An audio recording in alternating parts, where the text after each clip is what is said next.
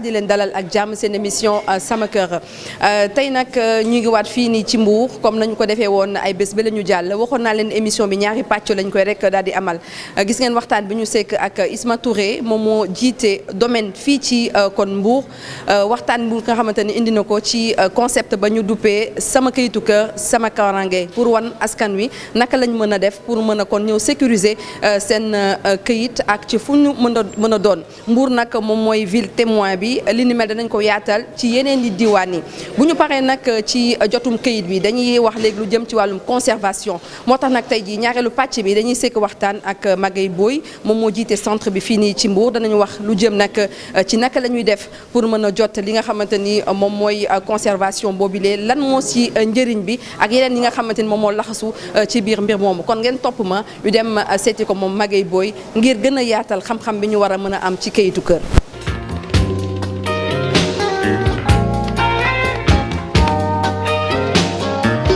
ginaar gi baax na ci kër gi ne saa yoo ko dàqee wax ci say soxla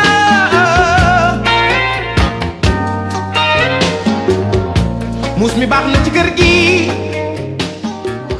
Ça va, vous allez bien? Ça va bien, merci bien, alhamdulillah. gan gi baax na ci gune kër gi ne lu fi réer ñi foog ne moom la waxtaan ak ñoom a gën a mbokk yi comme ni mu leen ko annoncé woon sànq si buntu bi ñu ngi fii ci bureau Magaye Boye monsieur Boye maa ngi lay nuyu bu baax a baax di la gërëm ci dalal bi ngi ñu dalal tey ci sa biir bureau jërëjëf. jërëjëf soxna Dieynaba ñoo ngi leen di sant bu baax di leen dalal tamit fii ci centre des services fiscaux bu Mbour mooy ñu ngi koy gën a di woowee impôt et domaine bu Mbour di leen fi dalal di leen sant di leen gërëm. yaa koy jiite. waaw yàlla dogal na wax ci décision kilifa yi man la ñu ne maa ngi koy jiite. macha allah en tout cas logo yi moom rafet na moom. waaw daa ko doon wax ci émission ba le passé nee na vraiment macha allah. waaw góorgóorlu nañ rek pour bi ñu fi ñëwee ak léegi suñu kilifa yi gunge ñu pour ñu def administration bu bees xar kanamu administration bu bees nekkalin bu bees ba usagers yi bu ñu fi ñëwee seen xel dal ci bu ñuy fay lempo wala bu ñuy wut wàllu. këyitu kër en tout cas c'est important comme on dit environnement dafay rek peut-être déterminer personnalité mais aussi dalay xëcc aussi pour nga ñëw lumière bi bari na la ñuy woowee des bâtiments intelligents et puis les petits mots tout autour ci hall bi ça moom vraiment on vous félicite pour ça si émission bi passé ñu ngi doon waxtaan ak Isma Touré bu domaine moom moo jiite kon pàcc domaine bi fii ci suñu li nga xamante ni moom moo ñeel concept bu ñu lancé Mbour nekk ville pilote par rapport ak sama këyitu kër sama kaaraange waa impôt sax dama leen dañuy fay ñoom impôt ci man parce que sama kër la ñu jël rek def ci sama këyitu kër donc vraiment macha allah donc wax na ci lu am solo tey dañu ñëw ak yow ci pàcc boobu lan moo ci kon sa taxawaay mais dañuy dégg toujours wàllum conservation donc foncière conservateur lan mooy liggéeyam bu ñuy dégg toujours conservateur. waaw mais jërëjëf soxna Dieynaba d'abord ma présenter le centre bi naka la tëddee lépp luy compétence maanaam li nga xam ne ni dañ ko jagleel direction générale des impôts et des domaines ca kaw dañ ko wàcce ci biir département de Mbour dañ ko wàcce ci Sénégal ci région yi mais particulièrement département de Mbour doon département bi nga xam ne ni benn ci département yi moo am centre des services fiscaux juróomi bureau moo fi am bu ñu ko dee def dans l'ordre alphabétique am na bureau du cadastre un inspecteur du cadastre jiite ko am bureau des domaines am bureau de la conservation foncière am bureau de la fiscalité et bureau du recouvrement loolu mooy tënk compétence su direction générale des impôts et des domaines bureau bu ci nekk chef de bureau moo fa nekk par-dessus tout nag il y a le chef de centre que je suis en même temps chef de centre dafay doxal yenn bureau yi bokk na ci bureau de la conservation foncière loolu moo tax ci opération sama këyitu kër sama kaaraange c'est vrai que kër dafa am solo moo tax boo ko tuddee ci sa émission ñu ñëw tudd ko suñu concept dafay wane nag nan la mel ci dundu doomu aadama ci dundu sénégalais ndax kenn ku ci nekk boo sañoon balaa yàlla na yeex faatu nga am kër goo xam ne ci ngay dugal sa njaboot. te ba nga amee kër goo pare nga sécuriser ko sécuriser mooy bàyyi sa njaboot këyit goo xam ne nii ëllëg kenn du ne leen moomu leen ko wala ceci wala cela loolooy tax ba opération sama kayitu kër juddu jëlaale sa kër gi ci sa émission sama kër. naa ñu yónnee facture bi waa DGID. amul problème bu boobaa ñu fay ko loolu mooy woon rek solo bu mu am. ndax dafay traverser toute une vie. kër mooy sutura. kër mooy àdduna kër mooy li nga xam ne ni nit ki bu ko amee bu ci nemee nekk ci biir lu mu am lekk lu mu amul daldi koy muñ sutura gi ci kër la ñu bëgg nag ci opération sama kayitu kër ñu daldi koy dëggal loolu moo tax direction générale des impôts et domaines gannaaw ba ñu xalaatee programme boobu ñuy tuddee programme yaatal natt teggi yokkute. yaatal natt teggi yokkute. gis naa si ñaari mots yi nga xamante ni dafay faral ci suñu société yaatal bi moom dañuy wax ne nit da nga war a yaatal teggi mooy bu ñu nattee yenn saay dajale natt teggi wala du ko secondaire. concept bi loolu la. fexe ba képp koo xam ne nii da ngaa nekk ci Sénégal taman ko ak ca sa doole na mu toll la ñuy woowee lempo nga dem am dugal loo ca dugal. bu ñuy natt bëree ñiy teggi mën nañoo bëri dinaa mën a amal njariñ askan wi waaye ni ko sunu kilifa yi waxee coow li bu bëree rek mooy ñiy natt dañoo néew ñi bëgg a teggi bari bu ngeen demee ci nattu jigéen ñi ñiy natt ak ñiy teggi dañoo war a tolloo waaye bu ñuy natt néewee lool ñiy teggi bari. coow li day bari loolu moo tax ñu tudd ko yaatal. natt teggi yokkute waaye dafa am ñaari pàcc. d'accord. benn bi dafay jublu ci fayum lempo benn bi dafay jublu ci yaatal suuf si donc yaatal élargissement ñiy natt bari yaatal tamit yekk li suuf si ba ñëpp ku ci nekk mën cee jot donc ñaari pàcc yooyu la programme yaatal di doxe benn tànk bi nag muy wàllu suuf si déclinaison bi opération sama kayitu kër moo nekk ci biir ana naka la ñuy fexe ba yaatal suuf si ba ku nekk jot ci ana naka la ñuy fexe ba jot ci di gaaw ak naka la ñuy fexe ba képp ku ci nekk nga xam ne nii yor nga suuf te amul këyit ñu gunge la ba nga gaaw ci jot këyit ba mën a sécuriser sa foncier loolu mooy wéeruwaayu dëgg opération sama kayitu kër buñ ko dee teg ci yoon wi nga xam ne nii ci tëralinu yokkute document de planification jóge ci plan Sénégal émergent jaar ci stratégie de mobilisation des recettes bu ministère des finances ba ci programme yaatal bu DGID déclinaison bi ci wàllu suuf yi dëgg mooy opération sama kayitu kër. sama kaaraange. voilà loolu dañ koy bëgg toujours di ko donc préciser wax nañ ko ci émission yële passé fàttali nga ko prérogative yi nga xamante ni peut-être am ngeen ko pour mën a gunge askan wi pour ñu mën a sécuriser seen moomeel mais buñ ci paree par exemple sànq maa ngi lay wax mbirum conservation foncière ñoom bu ñu jotee kayit boobu ba pare naka la ñuy ñëwee pour mën ko dugal ci système bi pour mën ko conserver pour nga xamante ni ëllëg si biir bu nit ñëwee ne tel terrain laa bëgg ñu xam ne ko diw de moo ko moom. waaw conservation foncière Sénégal dafa opté pour régime de l'immatriculation maanaam bala nga ni da ngaa moom dafay fekk sa këyit sa kër ñu bind ko ci registre yi nga xam ne nii conservateur moo ko yor denc ko conservateur du kenn kudul ki nga xam ne nii moom la ñuy dénk lépp luy këyitu kër bu dëggu bu nekk ci réew mi gox bu ci nekk dafa am conservateur bu fay nekk fii ci Mbour ñun ñooy conservateur bi nga xam ne nii képp ku fi am këyitu kër li ñuy woowee këyitu kër nag nit ñi mën nañoo jaawale ci këyit bi nga xam ne nii mairie daf la koy jox wala këyit bi nga xam ne nii acte précaire la boo xam ne nii dëggu geeg dëgër gi des na ndax tey boo ci bëggoon tey yóbbu ko ci banque pour ñu lebal la xaalis wala nga yóbbu ko pour weccoo ko wala dugal ko feneen du mën a ne ndax moomoo la ca suuf la nga moom rek mooy la nga ca def maanaam impensia tabax ba nga ca def waaye la nga xam ne nii laltaay nga moomuloo ko mooy délibération rek nga am loolu pour mën koo dëggal nag fokk mu jaar ci yoon woo xam ne nii moo lay may ñu jël sa kër googu inscrire ko ci registre foncier yi bu ñu ko ci inscrire rek ci lañ lay jox soit bail un certificat d'inscription boo xam ne nii boo ko yoree mooy mandargal sa kayitu kër wala ñu jox la titre foncier boo xam ne nii yow dong yaa ko yeyoo te keneen mënu caa am droit ndax dañu ni dans le régime de l'immatriculation bu ñu xasee ba bind ci livre foncier bi kenn mënu caa dellu ginnaaw kenn mënu caa wëlbatiku ka nga ko bindal dëgg na dëgër goo xam ne nii moom dong moo ko mën a jox keneen mbaa mu jaay ko wala yàlla dogal bu fi jógee njabootam mën koo doon loolu moo tax nit ñi yaakaar ni bu ñu leen defalee délibération maire yi rek doy na sëkk pour ñu mën a am këyitu kër gu wér des na dëgëraayu délibération des na moo tax ci opération sama këyitu kër dafa am ñaari phase li ñuy woowee phase domaniale ak phase foncière phase domaniale mooy bu waa ji ñëwee ba am yéene jël këyitu boobu nga xam ne nii maire yi daf koo jox mu bëgg koo soppaliku bail wala titre foncier benn bu mu mën ci moon muy commencé ci bureau des domaines waaye ñoom ñëpp bu ñu paree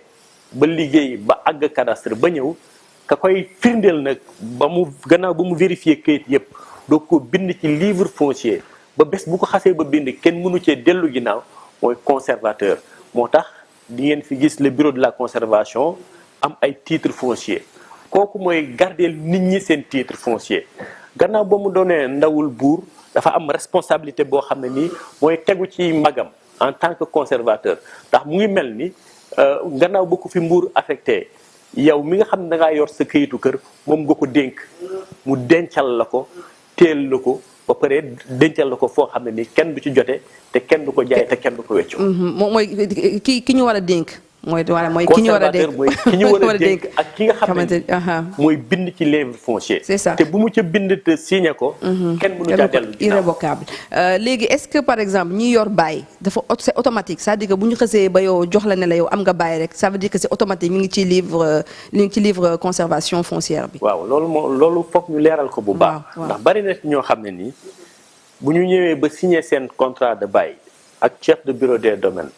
ba ñu dem ba ñu approuvé ko rek ba ñu jox leen kayit googu rek dem nañ yaakaar nañ noppi nañ loolu contrat la sa diggante ak nguur gu ñu signé waaye du dëgër lu dul ni contrat boobu dañ ko jël dugal ko ci livre foncier ndax nguur bu lay jox bail daf la koy jox ci lu mu moom ñu ne assiette bii de état du Sénégal moo ko moom boo ubbee registre foncier yi bu ñu la defee état de droit réel dañ naan état du Sénégal moom titre foncier nangam. waaw bu la defalee contrat ba pare ba ngeen signé ko il va falloir contrat boobu ñu ñëw ci titre foncier wu état du Sénégal ñu ne état du Sénégal gannaaw ba mu ko moomee jox na diw sàngam ci espace bu toll nii ci bail ci diirub nangam ba nit ki mën koo jëm yóbbu ko ci banque mbaa mu tayle ko mbaa mu jaay ko donc contrat boobu ngay signé yow chef de bureau des domaines. doyul am na ñoo xam dañ koy gàddu rek dem tëdd seen kër. foog na ñoom pare nañu.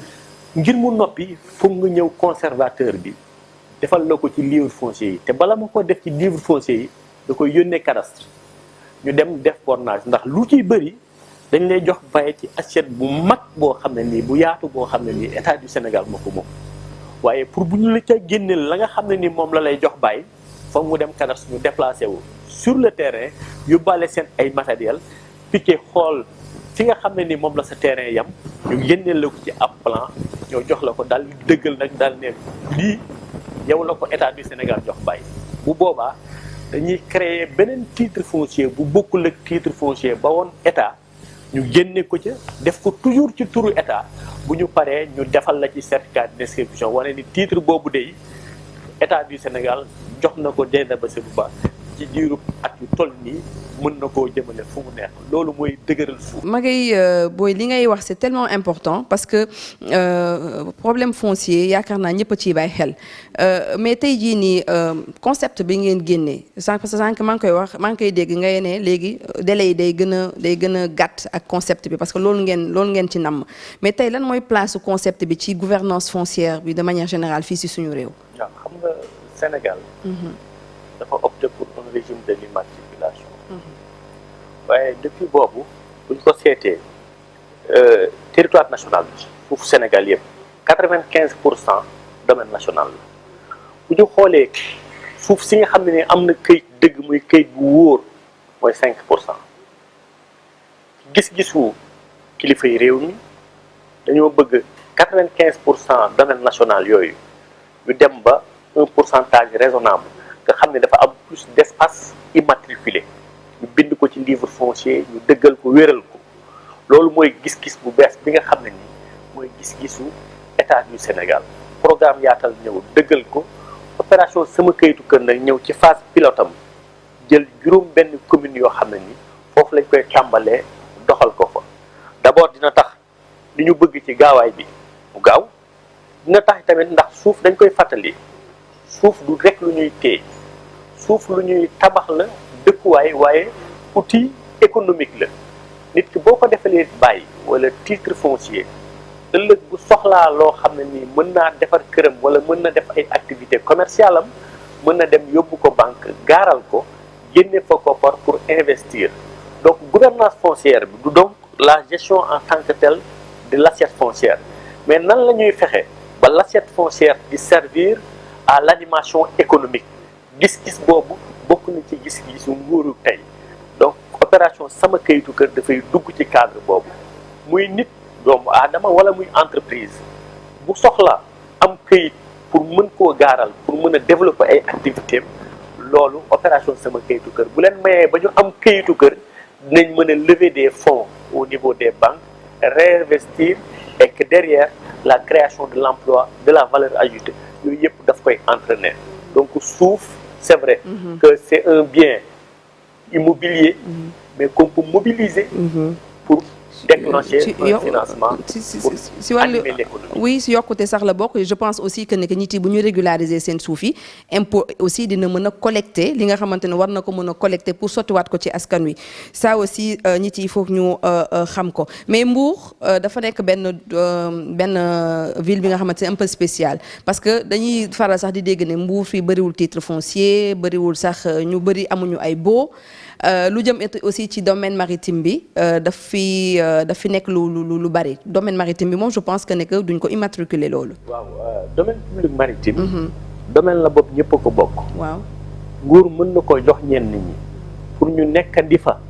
def fa loo xam ne ni du définitif wala dafa war a nekk quelque chose de précaire et révocable ndax bu ñu nee la teggi ko nga mën koo teggi domaine public maritime bi ci loolu la waaye bu ko neexee ci yenn investissement yu am solo yi. mu déclassé ko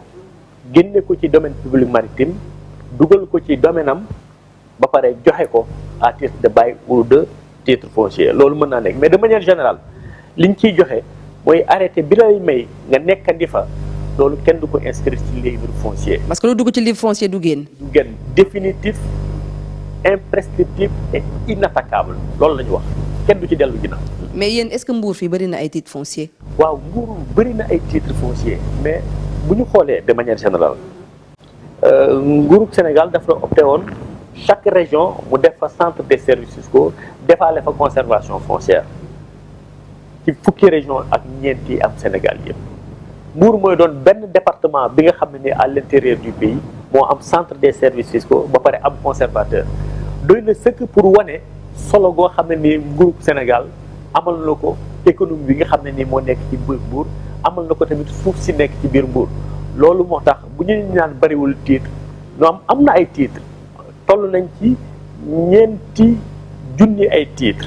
c'est vrai que ci assiette bi ni mu toll daf ci am ay titres yoo xam ne titre foncier yu mag la yu état du Sénégal di nga ci gis yu ay 400 hectares et cetera yoo xam ne ni état du Sénégal moo ko moom donc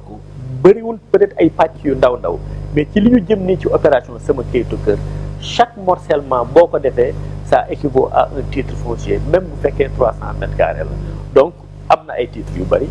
opération sama kayitu kër dina ko yokk ci ay perspectives yu am solo. en tout cas liggéey bu bëri mi ngi leen di xaar askan wi ñu ngi leen di xaar aussi ci liggéey bi sensibilisation bi naka la nar a demee au niveau de Mbour mais aussi ci peut-être ak waa direction des impôts et domaines ci yeneen région parce que ñu bëri kayitu kër problème la ci ñoom donc naka ngeen nar a defee sensibilisation bi. waaw xanaa di leen xamal ni rek. les services du centre des services fiscaux de Mbour pare nañ pour que képp koo xam ne da ngaa nekk ci commune pilote yooyu képp koo xam ne da ngaa nekk ci lotissement pilote yooyu. bureau yi nga xam ne ni ñoo composé centre des services fiscaux pare nañ pour accueillir leen pour dalal leen pour waxtaan ak ñoom pour wan leen yoon wi pour jël seen ay kayit pour i tamit gaawal ko pour que diir bu gàtt ñu mën a jot seen ay kayit moo tax dañu leen di woo ñaax leen ñu ñëw maire commune yi waa Ngeexoox la Malika Malikunda ak Malikunda Ngaparu Saly Somone Saly Popenguine Ndayane ak Joal Fadiouth. d'accord fi ma bëgg dëkk moom est-ce que bokk na ca fële waay nu mu tudd fii nekk wetu Popenguine waaye dimbali leen ma ni de dun Pointe Sarène. waaw Pointe Sarène pour côté bële la. côté bële la ci yoonu Joal bi la. parce que léegi ñëpp a bëgg a dëkk Mbour. waaw bon loolu mooy am solo gi rek. lépp xam ni kër naam am na solo waaye mu am ànd ak këyit bu wóor moo ëpp solo leen woo ñu ñëw déposé ci au delà bu weesoo opération sama këyitu kër boobu ndax dañoo bëgg mu doon li nga xam ne nii mooy doxalin bi gën a gaaw lii phase pilote la waaye bu ñu paree day mel ni loolu mooy doon li nga xam ne nii mooy doxalin tous les jours. ku ñëw déposé dañoo bëgg mu gaaw. dina ñëw xool si de fan yi ay weer di ñu dëgmal bu ñu paree événement wu Abidjan yeeg yooyu rek dinañu ñëw xool liggéey bi fu mu toll incha allah dañ ci góorgóorlu bu baax kéem kattan ndax askan wi moo ñu fi teg nguur gi yónni ñu fi pour ñu nekk ci seen service lépp lu ñu mën nag pour gunge leen pour ñu am kayit pour taxawu leen daañu ko def incha allah. en tout cas léegi moom mun nañu reconnaître que ne que impôt et domaine ñi ngi communiquer bu baax a baax askan wi pour un peu aussi dindi yenn barrière ñu ci ragal impôt gi ni mel donc ñi koy faral vraiment di ko def te ñi ci gis nañu ne ñi ngi intéressé wu également ci impôt et domaine en tout cas ñun émission yu ñuy def tout le temps dañuy bëgg dama koy fàttali di dem di xooli li nga xamante moom mooy rek daal di xew ci biir yenn services yi di leen ko indil pour wan leen ne donc amul dara lu ñuy jéegaani lépp ngi fii te lépp luy information incha allahu rabi dinañ leen ko jox seen émission sama kër en tout cas Maguette Boye maa ngi lay gërëm bu baax a baax. jërëjëf soxna Dieynaba pare nañ pour à chaque fois ngeen soxla ñu jox ñu ndigal tamit ñu ñëw waxtaan ak yéen ci li nga xam ne nii mooy suñu liggéey ci wàllu. incha allah dinañu ñëwaat pour xayma un peu liggéey bi fan la toll di leen gërëm bu baax a baax mbokk yi di remercier aussi